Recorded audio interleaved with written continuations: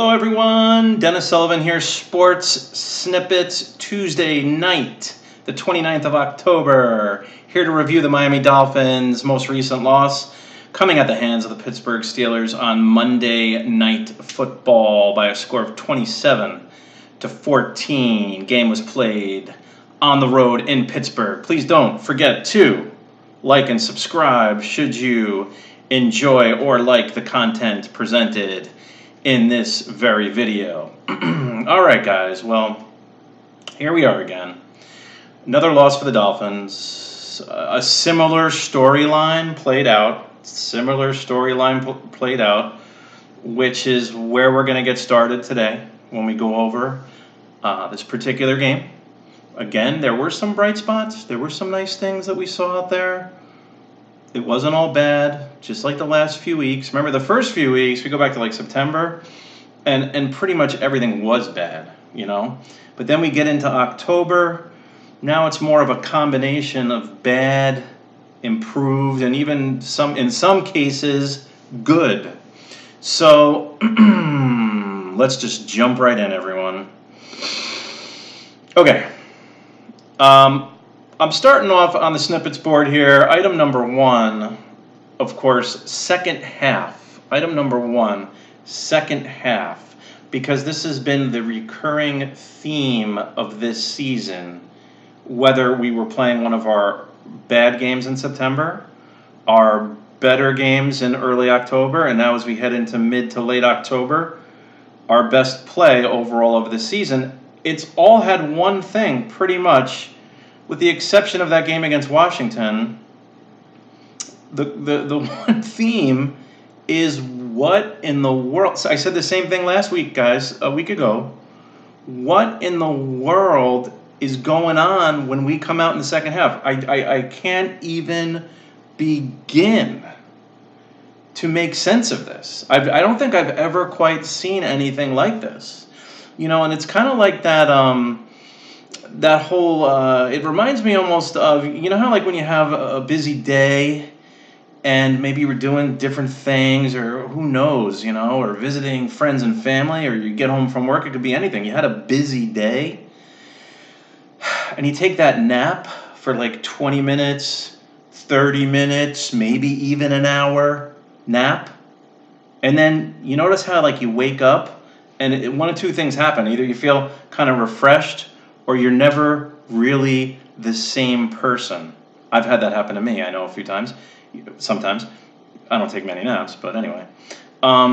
It's that feeling of the nap after the busy day, followed by you're just not the same person for the rest of the evening, okay? You're just not quite the same person. Maybe go to bed a couple hours later. That's what it kind of reminds me of when I watch the Dolphins play in the second half this year. It's absolutely ridiculous. It's inexplainable. And how we come out all fired up. We come out into this game. We played the best quarter and a half to start this game on Monday Night Football last night. Are you kidding me? We were up 14-0. Unreal. We came out. I thought I was watching like Clemson go up against Alabama last year with the intensity level. Lasted about a quarter and a half, guys. And then the floodgates opened. They kicked the field goal. All right, we're still open. We're still up. 14-3. Everything's fine. Then the horrendous defense right before the half with the big touchdown pass. Some criticisms of why are we doing an all-out blitz and right before the half guys, I'm not going to get into that right now. I mean, yeah, I could have maybe put together some feedback on that, but I'm not going to. I'm just not going to do that right now. It was bad enough that we allowed that big touchdown right before the half on Monday night on the road. Pittsburgh Steelers already have momentum going as it is. Now we go into the half. We're up instead of 14-0. Now all of a sudden it's 14-10. We come back out and. You know, I liked the strategy in the third quarter, throwing a couple of deep balls, taking a few shots. I thought that was pretty good as far as at least a game plan, or I liked the calls. It just didn't work out for us, okay? Okay. Item number two. Item number two. Ryan Fitzpatrick, he was getting good. Some nice compliments on Monday Night Football with the broadcast team. And you can win games with Fitzpatrick. He had a decent. If you look at his statistics, I mean, 21 out of 34, 190 yards, 2 touchdowns, 2 interceptions. One of the 2 interceptions though was actually good. I thought it was actually a good interception if there's a such thing, because it came on 3rd down, and it backed up Pittsburgh around their 5-yard line. Okay, it was a nice play by the Steelers to get that interception, but when all is said and done, we were going to punt anyway if that's an incomplete, so it kind of worked out to be a good punt, at least in my opinion. He was sacked 4 times. Not going to blame Fitzpatrick on that. That's just, offensive line stuff. He can move okay. I mean, nothing's changed there. So the stats really are kind of if you look at just stats, but he's a little bit more than statistics. When you see, how he fights out there, how he did have 17 yards running the football, and it's just his spirit, his intensity. Fitzpatrick was a good pickup for us. It's funny because you don't see a player that's 36, 37 years old play for so many teams that he has, but there's a reason behind that too. It's not.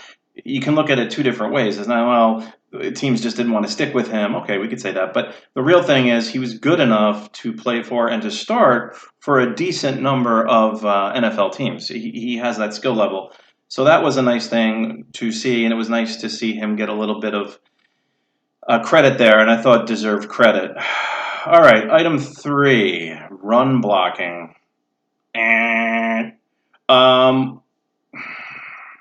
Walton did not have much room to run, guys. Did not have much room to run. 35 yards on 11 carries, average of just over 3 yards per carry. He did have a fumble. There weren't many lanes to run. I could see us trying to get that established. Just did not work out too well for us.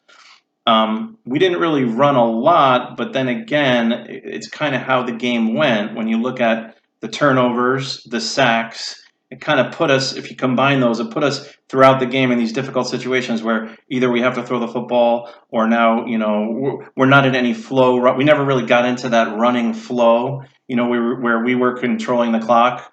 Quite the opposite. Quite the opposite. It was the Steelers, despite getting into that 14-point right off the bat.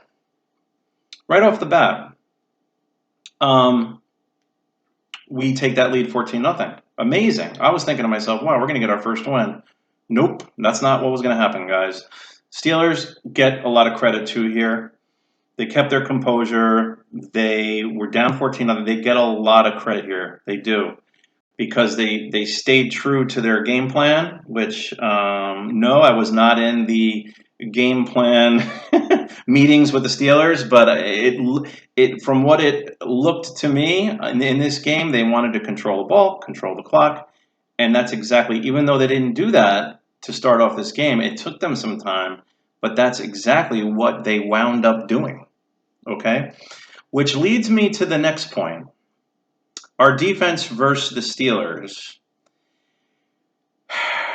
Here's the thing. The key to this game, guys, okay, Mason Rudolph he wasn't the key. Mason Rudolph did fine, but he's not the key guy here. Let's just cover Mason Rudolph real quick. 20 out of 36, 251 yards. He threw 2 touchdowns, interception. Not bad. Sacked twice. Okay, those things happen. Although Mason Rudolph does get credit for bouncing back. He started off 1 out of 6. They showed that on the screen there. I was like, whoa, this guy's really shaky to start the game. But he bounced back. He hung in there, and he made some nice plays throughout the game. Does get a lot of credit. The key guy here, and the key to this game, Mr. James Conner of the Pittsburgh Steelers with a phenomenal performance. He was the difference maker in this game. 23 carries, 145 yards, and a touchdown. Okay, and we're going back to item 4 here on the snippets board. Our defense versus the Steelers, it simply would stay on the field, unfortunately. We couldn't get their offense off the field because they continued to run, continue to get first downs, especially in the second half. It was like nonstop first downs from what I was watching there. They controlled the game. So it was a quarter and a half of Dolphins, yay Dolphins, here we go, and we deserved it. We deserved to be up. We were making some good plays. All of a sudden, the Steelers found or figured out a way to just attack, and it was via the ground they controlled and wound up controlling this game. And of course, with a 13-point win, 27-14. So was our defense terrible? It came out in the beginning. It came out pretty good. We were like motivated. You know, we were looking good there. We had the interception early, flying around all over the football. I don't understand like why that doesn't happen though when we come out for the second half. I just don't understand it. I think back to that game against Dallas. I was like, how come Dallas is all fired up? We're sitting there like kind of waiting for something to happen. I don't understand that. Couple other good performances for the Steelers. JuJu Smith Schuster with 103 yards and a touchdown, 103 yards receiving and a touchdown. Mr. Diontae Johnson, 5 catches, 84 yards, and a touchdown. That was really the 1-2 punch as far as receiving goes for the Steelers. And again, they get the credit. The Steelers get the credit in this. They needed the win.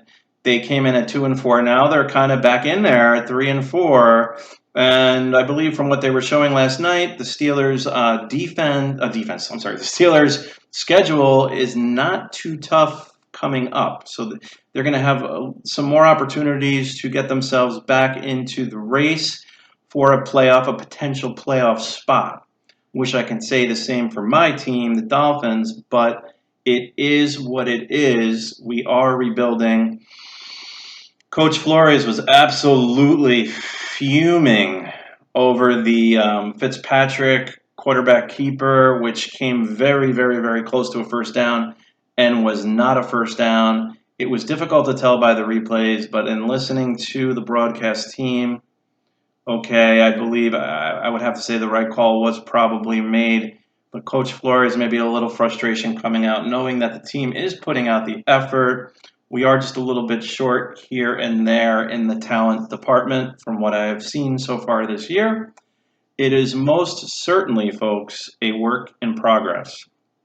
Leading me to item and point number 5 on the snippets board, and then we'll close things out for this Tuesday night. And that comes down to one word, especially as we head into next Sunday's game against the Jets. That word is belief. Belief. Do we really believe that we can win? Does that, and it has to have something to do with this lackluster performance in the second halves of these games. Okay? It's like we come out and it's almost like we're just going to give it our best shot, and once the other team starts making a few good plays, we're just going to kind of, we're just going to kind of mellow out a little and just let them take control of the game. Now, I know that sounds super simple, but that's kind of what I'm seeing. Not kind of what I'm seeing. That is what I'm seeing. What am I talking about here? So again, the word belief. Do we believe we can win a game? That's because here's the thing. If this is, in my opinion, if we do build on that belief, yes, I think we can win a game this year. Who knows? Maybe 2. I'm not saying we're going to win 2. I'm not going to put 2 before 1. We got to win 1 first. So let's just keep it at that. We can win a game, but we have to believe that we can do so. Got to play 4 quarters, everyone. Got to play 4 quarters. We've been a 1 to 2 quarter team these last few weeks, especially on Monday Night Football against the Steelers, where we were a 1.5 quarter team. We came out there, we're looking at, like, who am I watching? I thought I was watching the Patriots for a second. No. We went back to the Dolphins of 2019, unfortunately. So that's where we are, guys. Dolphins fall to a record of 0 wins, 7 losses. Next game comes up Sunday against the Jets. That's a 1 p.m. start. Looking forward to watching that, and that'll be this Sunday coming up, as I mentioned. So that's it for now, guys. Sports Snippets, Dennis Sullivan. Please don't forget to like and subscribe, and I will see you, yes, you, next time. Over and out for now. We will discuss this Sunday's game that's coming up, most likely on Sunday evening after the game, and we will discuss in detail what happened, how that game worked out, and the pluses and minuses like we always do. So for now, Dennis Sullivan, Sports Snippets, have a great evening.